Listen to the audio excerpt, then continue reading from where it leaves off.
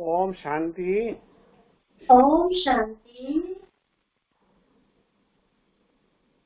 जब हम बाबा के बनते हैं तो दो शब्दों में हमारा जीवन बदल जाता है। वो दो शब्द हैं, मैं और मेरा। बाबा से हमारा इन दो शब्दों में सौदा होता है, हमारा कंप्रोमाइज होता है, हमारी डील होती है। और इस डील के अंदर के मैं तेरा और जो मेरा है वो भी बाबा सब तेरा। और ये दो शब्दों से बाबा सुन करके हमें कहता है, बच्चे मैं भी तेरा और जो मेरा है सो तेरा। ये बहुत बड़ा सौदा है। जब कोई भी देश का या प्रधानमंत्री सौदा करता है बड़े देश का, तो दुनिया में हाईलाइट हो जाते हैं कि भी फलाने देश का सौदा हुआ है, वहां से ये माल आएगा, यहाँ से ये माल जाएगा। तो हमारा सौदा किसी कोई वीआईपी के रूप में नहीं हुआ है। हमारा सौदा किसी धर्मात्मा से, देवात्मा से, कोई महान आत्मा से नहीं हुआ है। ये शब्द हम सुनते हैं, लेकिन हम सुनते हुए मैं भी और आप भी थोड़ा ध्यान करेंगे। हमारा सौदा उस पावर से हुआ है, उस शक्ति से हुआ है जो सुप्रीम पावर है, किसी मनुष्य से नहीं हुआ है।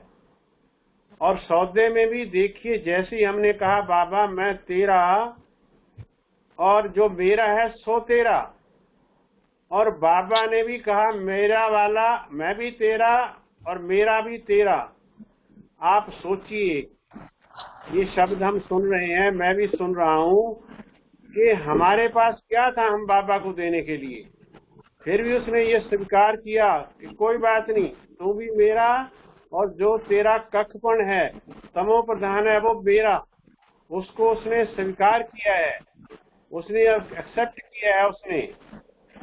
और उसके साथ ही बाबा ने कहा कि बच्चे ये जो सौदा है, तो एक सौदा देश का होता है और हमारा सौदा एक, जैसे कोर्ट के अंदर या कचहरी में जाकर के भी कंप्रोमाइज करते हैं, कोई दो केस हो, तो हमारा जो बाबा से सौदा बात हुई है लेने देने की, तो वो किसी कोर्ट कचहरी में नहीं हुई है। और वो हमने गीता के ऊपर या कुरान के ऊपर रख करके नहीं खाई है। हमने तो स्वयं भगवान की आगे कहा है। इस बात को याद कर लें सब बार बार। वो तो सिंपल है, लेकिन किसके आगे कहा है? किसी मनुष्य के आगे कोई बात कही जाती है तो आदमी सोचता आप वचन से मुकर गए हो। तो हमने तो किसी मनुष्य से वचन नहीं किया है। वैसे भी कहते हैं घर को पढ़िए धर्म न जाए। हमारा वचन तो भगवान से हुआ है। बाबा मेरा सब कुछ तेरा, तन भी मन भी धन भी सब तेरा। लोग दान करते हैं, ड्यूरेट करते हैं। ड्यूरेट माना दान करना। तो बाबा को हमने दान तो नहीं किया क्योंकि वो दाता है, लेकिन हमने बाबा को पूरा तन माना बाबा को सारे अंग दे दिए हैं। लोग तो दान करते हैं, दृष्टि का दान, किडनी का दान या लीवर का दान, वो भी मरने के बाद। हमने तो जीते जी बाबा को कहा है, बाबा ये आंखें भी तेरी, ये मुंह भी तेरा, टांगे बाजू अंग अंग तेरा। तो हम बैठ के इस बात को सोचते हैं कि जब अंग अंग उसका है और उसने स्वीकार किया, तो आंखें बाबा की कैसे काम करेगी। और धन भी तेरा, परिवार संबंध सब कुछ तेरा। और तब बाबा कहता है, बच्चे इतना बड़ा ड्यूरेट, इतना बड़ा दान, इतना मेरे को दिया, लेकिन ध्यान ये रखना कि सारा दिन की जो दिनचर्या है, ये जो मैं क्लास की आप उसमें लेन देन कर रहे हैं, कोई क्लास नहीं है, बल्कि इन शब्दों को बार बार सोचें तो दिल को अंदर लग जाएंगी, ये खरोंचेंगी कि भी बाबा को दिया, भगवान ने स्वीकार किया और हमने दिया है। और उसको देने के बाद हमने उसके सामने ये कहा कि बाबा ये सब कुछ तेरा। तब बाबा कहता है, बच्चे कि मैंने स्वीकार किया। इसलिए जब भी सवेरे से लेकर शाम तक कि ये सब कुछ बाबा के काम आ गया, बहुत बड़ी बात है। कि आंखें बाबा के काम आ गई, भगवान के काम आ गई, मुंह भगवान के काम आ गया, एक एक इंद्री शरीर की काम आ गई, और जो धन था एक एक पाई पैसा जो बाबा के काम आ गया, भगवान के काम आ गया। किसी मंदिर की भंडारी में नहीं डाला है या किसी गरीब ग्रुप को नहीं दिया है, हमने तो स्वयं भगवान को दिया है कि बाबा ये तू लगा देना नई दुनिया बनाने के लिए। और अब तो टाइम ही ऐसा है, सभी बहन भाइयों को हम शेयर करते हैं कि दुनिया बदल रही है, इसके अंदर बाबा ने कहा मैं रक्षा करूंगा, लेकिन ये याद रखना कि ये टाइम एक एक सेकंड जो है वो ऐसा ना बीत जाए कि भी चलो ठीक है खाना पीना सब कुछ करते हैं, लेकिन ध्यान बाबा कहता है कि बच्चे दिनचर्या जो जो गृहस्थ है, तो पहले ही बात की थी मैंने कि पहले जो शिकायत होती थी लोगों की, दुनिया की भी थी और ब्रह्मा कुमार बीकेएस की भी थी। क्या शिकायत थी कि किसी को ज्ञान सुनाओ या ब्रह्मा कुमार या बहन भाइयों को भी सब कहेंगे इतना टाइम नहीं है भाई, इतना टाइम मुरली सुनने का या मनने का टाइम नहीं है। प्रेम की सारी ऐसा झटका लगा कि दुनिया को क्या और बाबा के बच्चों को सबको बिठा दिया कि टाइम ही टाइम है। वैसे हंसी में कहते हैं कि सिर खुरकने की, सिर को खारिश करने का टाइम नहीं, बाबा ने कहा करते रहो खारिश, अपना भी और दूसरों का भी। इसलिए अब जो टाइम है ये ऐसा सिंपल नहीं है, ये तो बाबा ने इतना सुंदर चांस दिया है, गोल्डन चांस दिया है। और तब बाबा ने कहा कि बच्चे ये अब मेरा हो गया है। और दूसरी बात बाबा ने क्या कही कि बच्चे मैंने आपको एक स्टेप बहुत ऊंचा उठा दिया है। कौन सा? कि जो पहले शूद्र थे आप, और अब मैंने आपको शूद्र से लाइफ चेंज कर दी, और चेंज करके अब मैंने आपको ब्राह्मण बना दिया है। ब्राह्मण माना योगी, योगी माना योगी नीचे नहीं बैठता, शूद्र हमेशा नीचे बैठता है। आपने प्रदर्शनी में चित्र देखा होगा कि योगी पिलर के ऊपर बैठा हुआ है, और हम अपने चारों पिलरों को सारा दिन कम से कम 10 दफा चेक करें, क्योंकि जिस बिल्डिंग की में कमजोरी आती है या त्रेड़ आती है तो बिल्डिंग का पिलर को चेक किया जाता है। जितने पिलर मजबूत होते हैं उतनी बिल्डिंग मजबूत होती है। तो हमारे जीवन की जो बिल्डिंग बन रही है कि नर से नारायण, नारी से देवी बन रहे हैं, ये बिल्डिंग है। इस बिल्डिंग में कमजोरी आ रही है, और उस कमजोरी को कारण क्या है कि हम इन चारों पिलरों को चेक करें। तो ये चारों पिलर हम जानते हैं, आज इसको पूरा डिटेल में नहीं हम जाएंगे। ब्रह्मचर्य है, सत्संग है, शुद्ध है, दैवी गुण है। ये चार पिलर को बार बार चेक करें कि अन्न की शुद्धि बिल्कुल क्रिया ठीक है, मंत्र तक स्वप्न तक अन्न शुद्ध है, ले आने से सब्जी जल्दी से ले आने से काटने बनाने खाने तक, ऐसे चारों सब्जेक्ट को चेक करेंगे। तो फिर जो हमारे चार बाबा ने किताबें दी हैं, पुस्तक दी है या सब्जेक्ट कहें उसको, उनको हम बहुत अच्छी तरह पढ़ सकेंगे। तो चार पिलर से चार सब्जेक्ट जो है ज्ञान, योग, धारणा और सेवा, बहुत सुंदर तरीके से पास होंगे। बाबा ने कहा पास ऑनर हो जाओगे। जब हम ज्ञान के अंदर पास होते हैं, ज्ञान का चिंतन करते हैं, तो ज्ञान की रिजल्ट क्या है कि ज्ञान से हमारा सुदर्शन चक्कर घूमने शुरू हो जाता है, अर्थात हमारे अंदर एक ऑरा बन जाता है चारों तरफ से। तो ये ज्ञान की सब्जेक्ट है कि मंथन करते करते कि हमारे अंदर व्यर्थ समाप्त होता है। ऐसे योग को, ज्ञान को दिखाया हुआ है सुदर्शन चक्र, और योग को दिखाया हुआ है गदा जो हाथ में, वो है आंतरिक शक्ति। मन, बुद्धि और संस्कार तीनों शक्तिशाली। और जब तीसरा है धारणा, और धारणा से और वो कमल का पुष्प, मन चार पिलर, चार सब्जेक्ट और चार अलंकार आते हैं हमारे पास। अलंकार माना देवता बन जाना, इसलिए विष्णु के हाथ में चार अलंकार दिखाते हैं, देवताओं के हाथ में। ये चारों अलंकार धारणा से कमल जैसा जीवन बनता है, और सेवा जो है वो शंख की निशानी है। हमारी वाणी, इसलिए हमारे संकल्प, हमारे इमोशंस, हमारे प्रकंपन और बोल, ये दृष्टि से तीनों निकलने चाहिए। तो ये चारों सब्जेक्ट से चारों अलंकार आते हैं और हमारा एक रूप नारायण का रूप बन जाता है, देवता की तरफ बढ़ जाते हैं। इसलिए बाबा कहता है बच्चे कि जब आपके ये चारों सब्जेक्ट पास होंगे तो अंदर से एक शब्द निकलेगा। वो पहले भी हमने आपस में जिक्र किया था। वो शब्द है कि व्यक्त बाबा ने लास्ट में 2-3 साल पहले बाबा का पाठ पूरा होने था, एक लास्ट या लास्ट से पहले 2 वाणी सुनाई थी। उस वाणी में बाबा ने किया था और भी कई वाणियों ने किया है, लेकिन एक वाणी में तो 48 वो सब किया। अब हम सारा दिन में जब ये चारों सब्जेक्ट चारों पिलर हम बाबा के एक देवताई रूप से पढ़ रहे हैं, तो चारों सब्जेक्ट से एक शब्द जो बार बार निकलेगा वो हमने देखना है। वो शब्द है, आपने सुना है भी है, वो शब्द है, मैं तो बहुत कहता हूँ, वाह। ये वाह जब हम सारा दिन करके रात्रि को बैठे 5 मिनट में देखें कि सवेरे का बाबा योग वाह, मुरली का तरीका वाह, से परिवार के अंदर खाना बनाना वाह।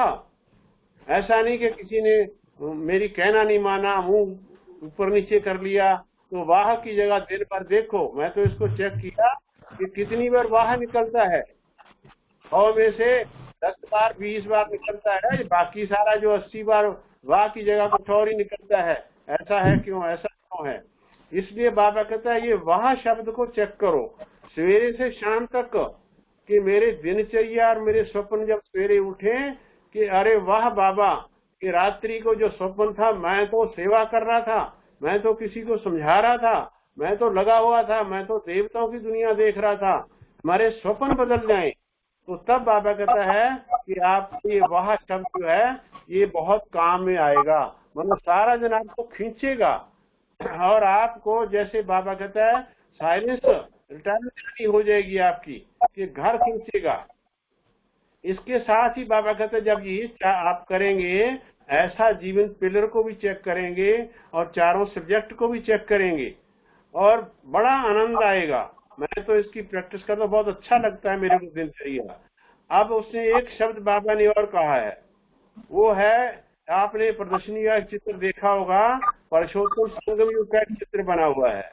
उसमें एक नर नारी आ रहे हैं और आगे यज्ञ कुंड बना हुआ है, उसमें अग्नि में वो 5 विकार डाल के वहां से देवता बनकर के नर नारी निकल रहे हैं। ये चित्र में दिखाया हुआ है। अब ऐसा तो कोई यज्ञ कुंड है नहीं, कोई चीज डाल दो और उस देवता बन के निकल जाओ। बाबा ने इसको शब्द को यूज किया है कि बच्चे ये योग जो है हमारा अग्नि बनने का योग तो योग है, लेकिन बाबा शब्द कहता है बच्चे अग्नि बने योग। तो मैं इस बात को सोच रहा था कि अग्नि कैसे बनाया जाए, अग्नि के बिना तो संस्कार बदलेंगे नहीं है। तो जब बाबा कहता है अग्नि बनाने का तरीका, तो हम उस बात को लेता हूँ कि बाबा कहता है बच्चे तुम्हारे अंदर 7 गुण हैं, मैं 7 गुणों का सागर हूँ, पवित्रता का सागर हूँ, शांति का, आनंद का, प्रेम का, ये 7 हम जानते हैं। इसको कोर वैल्यू कहते हैं। कोर माना जो हमारी असलियत है, हमारी जो नेचर है, हमारा जो देवता स्वरूप है, ये 7 गुणों से है।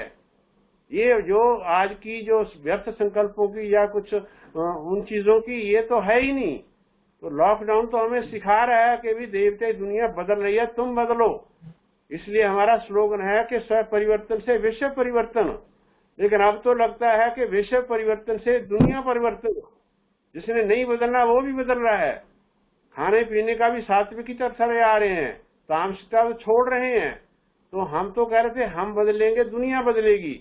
बाबा ने कहा चिंता ना करो, कि जो नहीं बदलेगा उसको ड्रामा बदला देगा, उसको कोई ऐसा तरीका जो हमारे सामने आ चुका है। अभी तो एटॉमिक एनर्जी, ग्रह युद्ध बाकी पड़े हुए हैं। तो अब ये टाइम जो है, एक एक सेकंड को ऐसा ना हो कि भी ये भी चला जाए। तो 2 लाइनें पश्चाताप की और प्राप्ति की, वाह पाना था सो पा लिया। जैसे ब्रह्मा बाबा ने जो गाड़ी में चला तो उसको टेलीग्राम आई लिखी थी उसने, आपको पता है, सुना है, कि पाना था सो पा लिया। वो जीवन हमारी है, वो अतीन्द्रिय सुख है, क्योंकि सतयुग में ये सुख नहीं होगा। किसी युग में ये सुख नहीं होगा, अतीन्द्रिय सुख। ये अभी का सुख है, अभी का जो गायन है।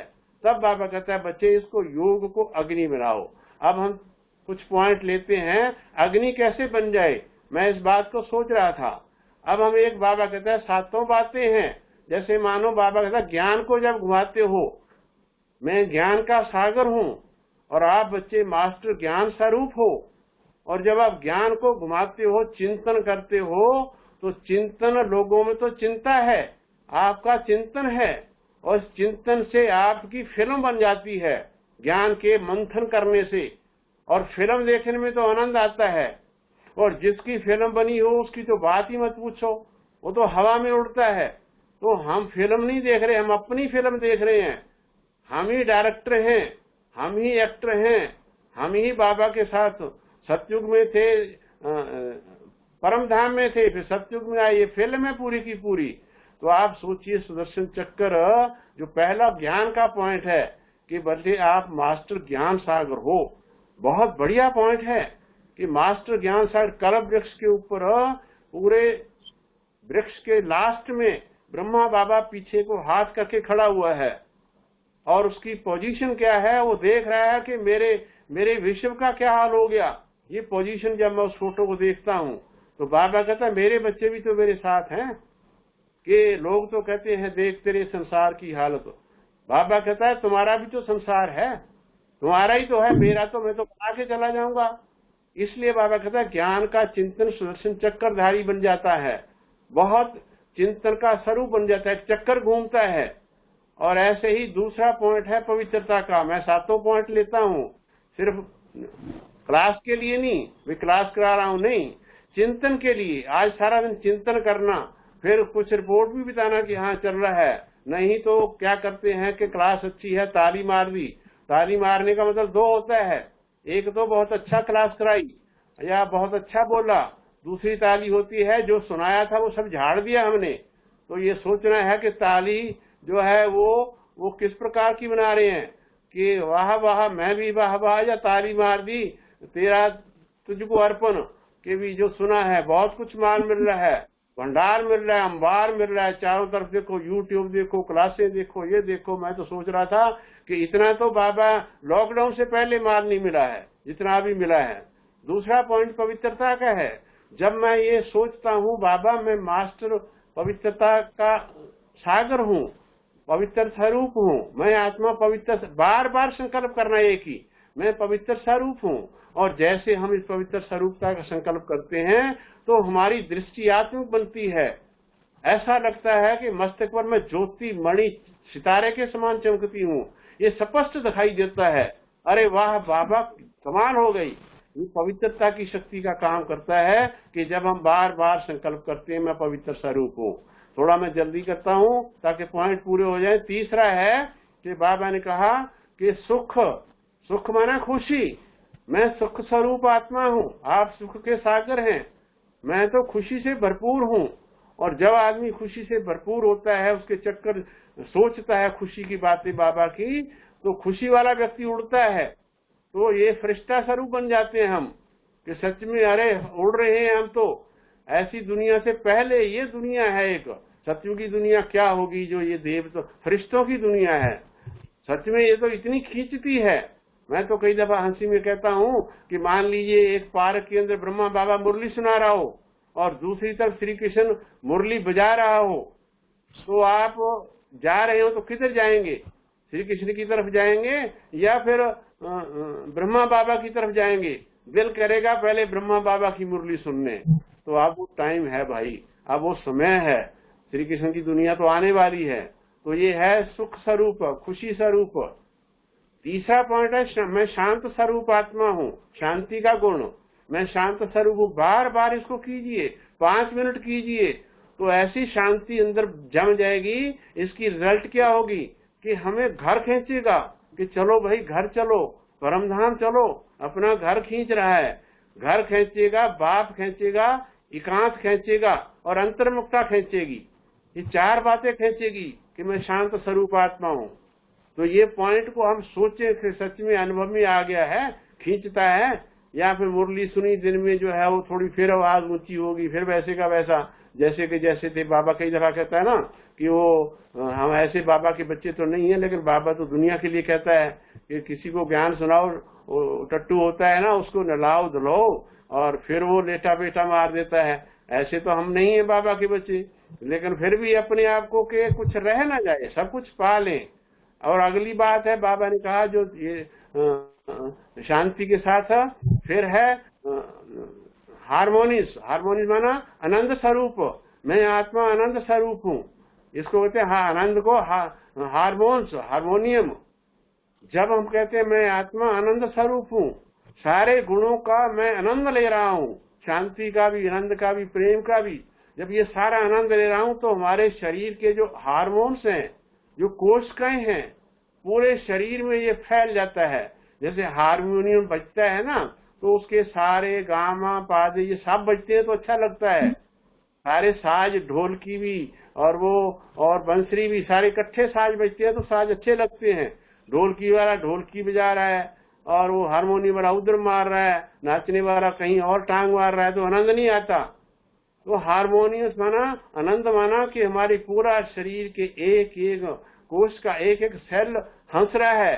तब तो बाबा कहता है, और आजकल तो कहते हैं कि जिन्होंने सात्विक अन्न खाया हुआ है, जिनका सात्विक जीवन है, उसके अंदर कोरोना घुस नहीं सकता, क्योंकि हार्मोन्स जो है, हमारे जो कोशिकाएं हैं, जो हमारे सेल हैं बॉडी के, ये पूरे उसका इम्यून सिस्टम बहुत ऊंचा हो जाता है, इनर पावर बढ़ जाती है। तो ये है आनंद स्वरूप की। और एक लास्ट आता है हमारा, एक और रह गया प्यार स्वरूप। बहुत बड़ी शक्ति है, इसको आज नहीं खोलेंगे हम। थोड़ा मैं एक बात को कहता हूँ, प्यार स्वरूप। प्यार माना गोपी, और गोपी और गोप ने क्या किया था? गोप गोपियों ने तो भगवान को बांधा था। दुनिया के अंदर किसी ऋषि मुनि ने, किसी और कैटेगरी ने, किसी ने नहीं करा। बड़ी बड़ी तपस्या हुई हैं, सब कुछ हुआ है, लेकिन भगवान को बांधने वाले कौन थे? गोप और गोपी। वो कौन है? वो हम हैं।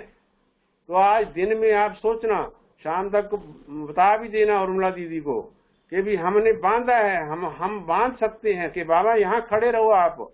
और भगवान किसी रस्सी से नहीं बनता, किसी मोटी जो लोहे की जंजीर से नहीं बनता। इंसान को तो फिर भी कैद के अंदर पता नहीं क्या क्या बांधते। भगवान तो छोटा धागा, कहते हैं धागा सबसे कमजोर होता है, लेकिन याद रखना धागा प्यार का इतना मजबूत है कि जो भगवान को भी बांध ले। मनुष्य की तो बात छोड़ दो, हाथी की, शेर की बात छोड़ दो, ये धागा ऐसा है। इसलिए जब मैं ये संकल्प करता हूँ कि मैं प्यार स्वरूप हूँ, बाबा प्यार स्वरूप हूँ, तो गोपी बन जाओ भाई, गोपी बन जाओ। शक्ति बाद में बनेगी, लास्ट पॉइंट में। गोपी हमेशा भगवान को बांध के रखती है, शक्ति असुरों का संहार करती है। इसलिए बहनों की बात नहीं है, भाइयों की, दोनों, मेल और फीमेल, गोप और गोपी, जिन्होंने गो माना इंद्री, पी माना पी जाना, जिन्होंने ऐसे बाबा को बांध लिया हो, बाबा की आंखें गीली कर दी हो कि सच में। मेरी याद है एक दफा हम चले गए इधर किसी सेंटर पर हरियाणा में, तो वहाँ क्लास करा रहा था, तो वो करते करते मेरे को भी अच्छा लगा, योग करते करते क्लास इमोशनल हो गई। और एक तो बहन थी, इतनी रोने लगी, तो मैं उसको ऐसे धीरे से कहा, मैंने कहा बोलो बहन कौन रोया? आप रोए? कहती नहीं मैं भी रोई, बाबा भी रोया। तो आप सोचिए बैठ के, अभी मेरे को अचानक बात याद आई। तब बाबा कहता है प्यार स्वरूप हूँ, क्या काम कर सकता है प्यार?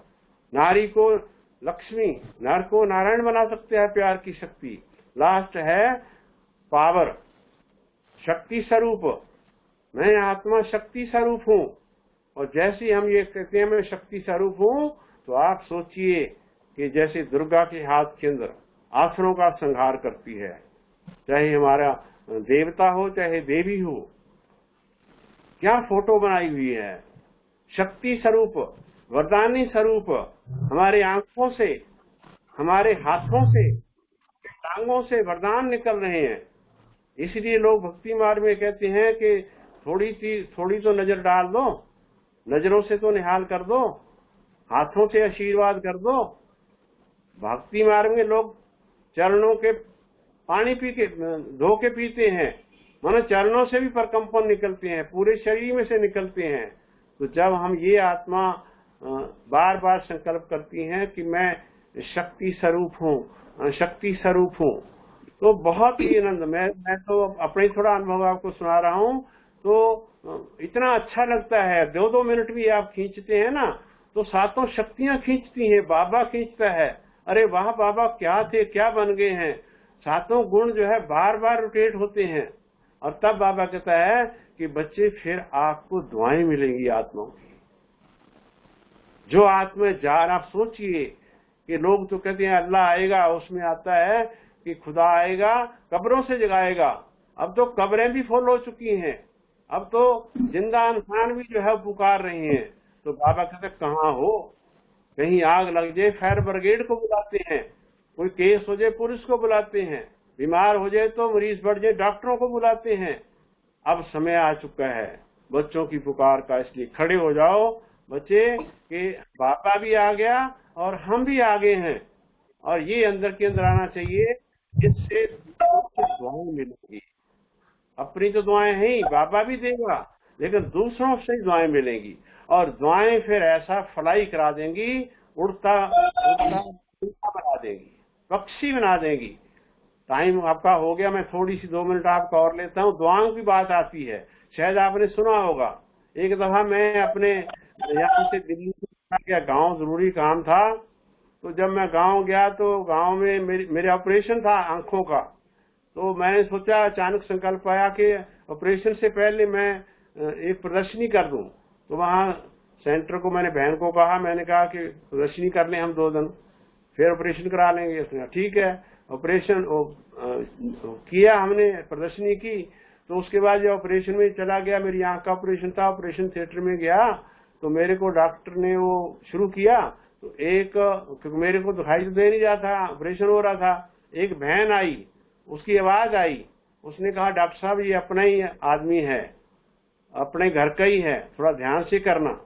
तो मैं सोचा ये कौन है, डॉक्टर तो वैसे भी थोड़ा जानकार था, लेकिन ये कौन है बहन जिसने आवाज की आके। खैर मेरा ऑपरेशन होने के बाद फिर मैं जो है वो आया, जब आश्रम पर लेके आए तो फिर वो बहन आई मेरे को देखने के लिए। तो उसने कहा भाई जी ओम शांति। तो वो नॉन बीके थी। तो मैंने कहा ओम शांति बहन, तो आप कौन है, मैं तो आपको पहचाना नहीं। कहती है मैं वही हूँ जो ऑपरेशन हो रहा था आपका। तो मैं कहा था डॉक्टर साहब को कि अपने परिवार का है ये। अरे मैंने कहा आप थे, लेकिन आप तो कभी मिले नहीं। कहती है नहीं भाई जी, जो आप प्रदर्शनी लगाई थी ना उसमें आप समझा रहे थे, तो मैं ग्रुप के साथ थी, तो मुझे इतना अच्छा लगा। और फिर जब मैं वहाँ हॉस्पिटल गई तो आपका ऑपरेशन हो रहा था। तो मेरे को लगा कि भी ये तो वही भाई है। तो मैं इतना अंदर आया कि भी इसकी और हेल्प तो नहीं कर सकती, ये तो हेल्प करूं। तो ऐसी छोटी छोटी मिसालें जीवन के अंदर आती हैं। अब टाइम शायद आपका नहीं है, मैं फिर भी सुना देता हूं, क्योंकि मुझे पता है फिर तो आप सुनेंगे नहीं है।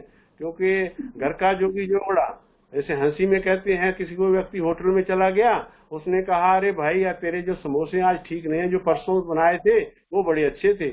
उसने कहा साहब ये परसों वाले ही हैं। तो मैं भी भाई अपना ही हूँ, घर का जोगी जोड़ा हूँ। इसलिए बाबा कहता है, एक मैं छोटा सा वो सुना दूं कि मेरी दूसरा ऑपरेशन हुआ आंख का, एक पहला था, ये दूसरा जो वही साथ सुना दूं आपको। और मैं जब ऑपरेशन करके गांव में गया तो शीशा देखा तो आंख के अंदर एक बाल था, छोटा सा बाल। तो मैंने सोचा ये बाल को निकाल दूं, मैं रुमाल से उसको घिसता रहा तो आंख लाल हो गई, बाल नहीं निकला। फिर मैं वापस गांव से शहर चला गया, छोटा सा शहर है। डॉक्टर को जाके, डॉक्टर बंद था हॉस्पिटल, फिर मैं किसी प्राइवेट हॉस्पिटल में चला गया डॉक्टर के पास। तो वहाँ वो भी नहीं था प्राइवेट, उसका कंपाउंडर बैठा हुआ था। तो मैंने उसको कहा भी मेरी आंख में जो डॉक्टर साहब हैं, कहता है वो आने वाले हैं। मैंने कहा मेरी आंख में एक बाल पड़ गया, वो निकलते ही नहीं है। तो उसने कहा आप लेटो। ये दुआओं की बात कर रहा हूँ मैं आपको, अचानक याद आया, हो सकता है सुना हुआ आपने, लेकिन फिर भी सुना रहा हूँ। और जैसे ही मैं लेटा तो लेट के उसने कहा हाँ भाई ये तो बहुत बड़ा बाल है। तो उसने वो जमूर सा होता है, चिमटी सी वो उठाई और वो बाल को खींचने लगा। अचानक, ये है दुआएं, अचानक डॉक्टर आ गया। उसने कहा ठहरो ठहरो ठहरो। तो उससे क्या हुआ, कहना डॉक्टर साहब इसमें बाल पड़ा हुआ है, कहना मेरे को दो। तो जब उसने डॉक्टर ने देखा तो डॉक्टर मुझे कहता है कि आपका ऑपरेशन हुआ था क्या। मगर हाँ डॉक्टर साहब ऑपरेशन 2-3 दिन हो गए। कहता ये तो टंका लगा हुआ है। तो आप देखिए मेरा तो काम हो जाता ना, अगर डॉक्टर ना आता, सिर्फ 5 सेकंड ना आता, वो खींच लेता जुमूर से अपना, मेरी तो आंख गई थी। तब मैंने थैंक्स किया। आज भी मेरे को याद आती है बातें बीच बीच में ये कि थैंक्स बाबा कि आपने मेरे को दुआओं से चलाया। ये तो दुआएं मिलती हैं जो हमारे जीवन को बहुत आगे बढ़ाती हैं। ओम शांति। बहुत बहुत धन्यवाद। बहुत बहुत थैंक्स भाई साहब आपका। आपका आपने भी अपना धन्यवाद। टाइम मक्खन तो नहीं लगा रहे? नहीं, बहुत अच्छा लगा। और ये 7 बातों को आपने बोला, इतना अच्छा लगा सबको सहज, और अनुभव करना भी आसान हो जाएगा सबको। और आज कल हम पूछेंगे भी, सबसे अभी भी पूछेंगे, इतना अच्छी तरीके से सुनाया। और आगे तो आपका ठीक करना था ना बाबा को, आपके द्वारा इतनी सेवा करानी थी बाबा को, और हम लोग को भी ज्ञान में निकालना था। तो बाबा ने आपको हमारा डॉक्टर को भेजा, और आके भी आपकी ठीक कर दी, और इतनी सारी सेवाएं करानी थी। तो ये बहुत बात बहुत तो थैंक्स आपका। बहुत अच्छा लगा सबको, और फिर सुनेंगे आप। आपका भी थैंक्स, सबका थैंक्स।